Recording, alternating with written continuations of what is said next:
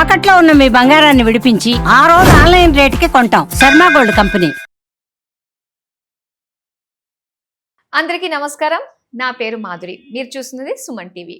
మనము ప్రతి ఒక్కళ్ళు కూడా ఏ పని చేసినా కూడా ఈ రోజు మనకి ఎలా ఉండబోతుంది అని ఆ రోజు యొక్క దిన ఫలాలు మనం చూసుకుని చాలామంది ఆ పని మీద వెళ్తూ ఉంటారు. అది ప్రతి ఇళ్లలో కూడా మనం చూస్తూ ఉన్నాం. మరి అలాంటిది ఇప్పుడు మనం పక్ష ఫలితాల గురించి తెలుసుకోబోతున్నాం.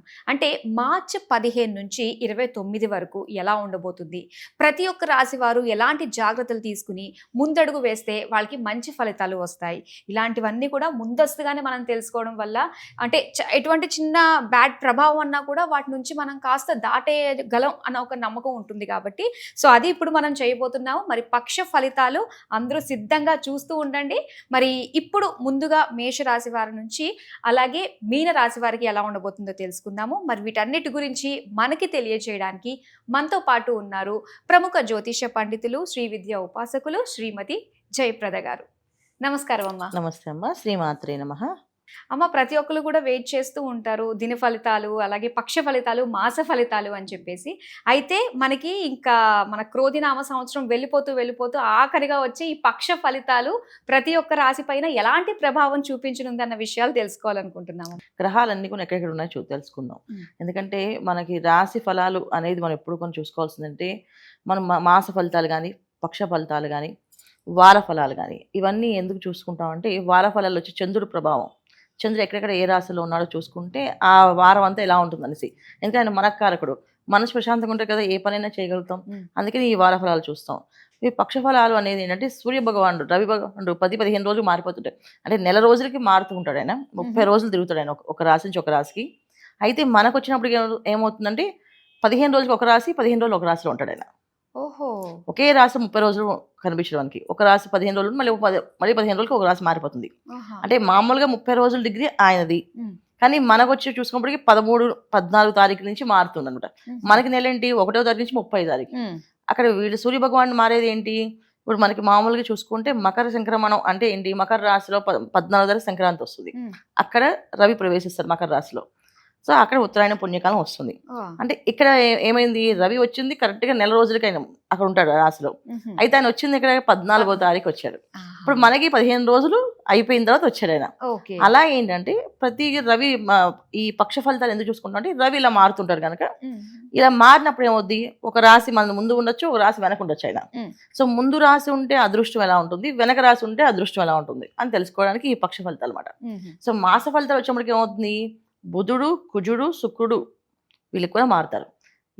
ఈ 4 గ్రహాలు మారడం వల్ల ఈ మాస ఫలితాలు అనేది చూసుకుంటుంటాం. ఎందుకంటే మన బుద్ధినిచ్చేవాడు బుధుడు అండ్ ఏ పనైనా చేయాలి అంటే మొండు ధైర్యాన్ని ఇచ్చేది కుజుడు అండి. ఒక పని చేయాలి అంటే ఒక కోరిక ఉంటేనే చేస్తాం, అసలు పని ఎందుకు చేయాలి ఆ రీజన్ ఇచ్చేవాడు శుక్రుడు. సో ఈ 4 గ్రహాలు కదిలినప్పుడు ఈ మాసం అంతా ఈ పనులు అవుతాయి, ఈ పనులు అవ్వవు చెప్పండి మాస ఫలితాలు. ఈ విధంగా మనం చూసుకుంటాం కనుక ఈ మాస ఫలితాలు, పక్ష ఫలితాలు, వార ఫలాలు.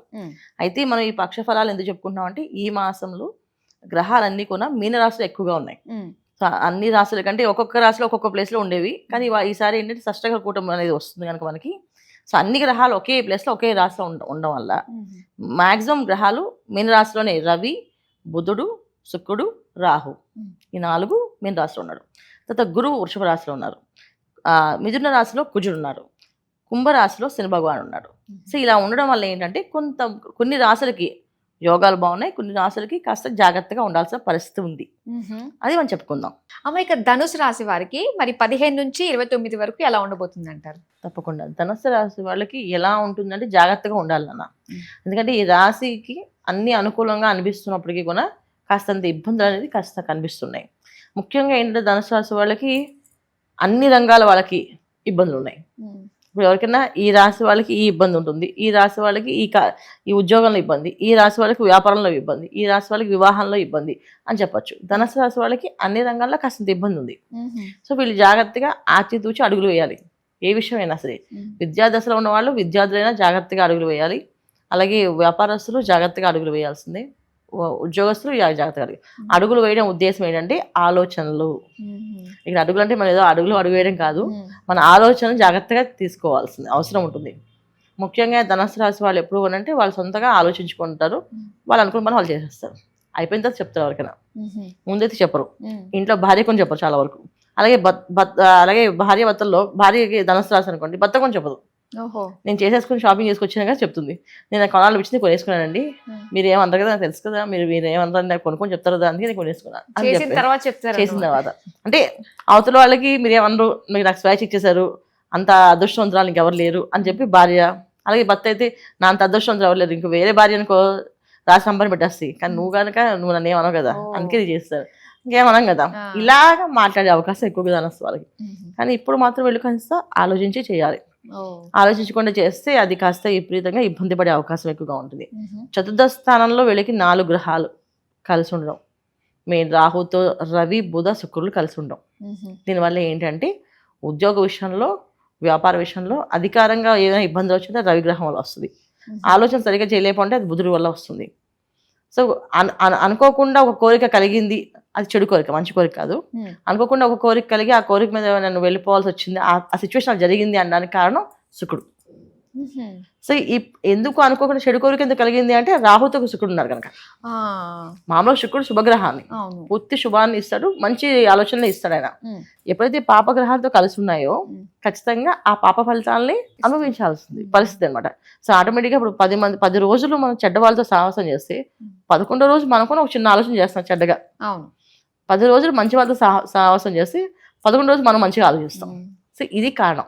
ఎప్పుడైతే ఈ పాపగ్రహం అక్కడ ఉందో ఖచ్చితంగా ఈ గ్రహాలు కూడా పాపస్థానాన్ని అంటే పాపత్వాన్ని తెచ్చుకుంటాయి. అంటే మన ఆలోచన అలా మారుతాయి. అలా మారడం వల్ల వీళ్ళకి ప్రమాదాలు ఉన్నాయి. సో ఎటువంటి ప్రమాదాలు అంటే బయటికి వెళ్ళేటప్పుడు, విందులు వినోదాలు వెళ్ళినప్పుడు కొత్త పరిచయాలు అవ్వడం, వాళ్ళతో కాస్త ముందుకు వెళ్ళడం, వాళ్ళతో స్నేహంగా ఇంకొంచెం ముందుకు వెళ్ళడం, దానివల్ల ఇబ్బందులు. తర్వాత వాళ్ళు వీళ్ళని బ్లాక్మెయిల్ చేయడము, తర్వాత ఇబ్బంది పడ్డము, ఇక ఒక రకం కాదు, మధ్య బాగా వింటున్నాం. అలాంటి సిచ్యువేషన్స్ కి దగ్గరగా వీళ్ళు ధనుసు రాశి వాళ్ళు ఉన్నారు. ఇది ఆడవాళ్ళకైనా మగవాళ్ళకైనా వర్తిస్తుంది. సో ఇక్కడ తీసుకోవాల్సిన జాగ్రత్తలు ఏంటంటే ఆడవ మగ ఇద్దరు కూడా కొత్త పరిచయాలు జాగ్రత్తగా ఉండాలి. వాళ్ళతో ఎంతవరకు ఉండాలి, ఎంతవరకు పరిచయం చేసుకోవచ్చు, వాళ్ళతో ఎంతవరకు ట్రావెల్ చేయొచ్చు అనేది చాలా ఆలోచించి చేయాలి. దీన్ని జాగ్రత్తగా ఆచితూచి అడుగులు వేయాలనేది ఉద్దేశం. ఆ అడుగులు అనేది దానికి. సో విద్యార్థులైనా, ఉద్యోగస్తులైనా, వ్యాపారస్తులైనా ఎవరో ఒక మనిషి పరిచయం అయితే ఆ మనిషి ఎటువంటి వాళ్ళు అనేది తెలుసుకోకపోతే ఇబ్బంది పడతాం. అలాంటి లక్షణాలు ధనస్సు వాళ్ళకి బాగా ఉన్నాయి. దీనివల్ల ఎంత ప్రమాదాలు ఉన్నాయంటే కారాగారం దాకా వెళ్ళే అవకాశాలు ఉన్నాయి. సో జైలుకి వెళ్ళే అవకాశాలు దాకా ఉన్నాయి. సో అంటే అంత దూరం వెళ్ళాలి అంటే ఏదో ఒక పనులు జరుగుతాయి కదా. సో జాగ్రత్తగా ఉండాల్సిన ముఖ్యమైన అవసరం ఇది ధనస్సు వాళ్ళు. ఇంకా అన్నిటికంటే ఏంటంటే కుటుంబంలో జరిగే వివాహ శుభకార్యాల్లో వెళ్ళినప్పుడు చాలా తక్కువగా మాట్లాడాలి, ఎక్కువగా వినాలి. ఎక్కువగా మాట్లాడడం వల్ల మళ్ళీ ఏదో ఒక పాత విషయాలు తవ్వుకోవడము, అక్కడ గొడవలు అవ్వడము, వీళ్ళు మిస్అండర్స్టాండ్ చేసుకోవడము, వీళ్ళు ఇంత స్వార్థపరులు లేదా వీళ్ళు అలాంటి వాళ్ళు అని ఏదో మాటలు నిందలు వేయడం. వీళ్ళు నిజంగా అలా కాకపోయినా నింద మాత్రం వెలువడి పడుతుంది. సో అందుకని వినోదాల్లో, వివాహాలు, శుభకార్యాల్లో వెళ్ళినప్పుడు చాలా తక్కువగా మాట్లాడడం అనేది చాలా అవసరం.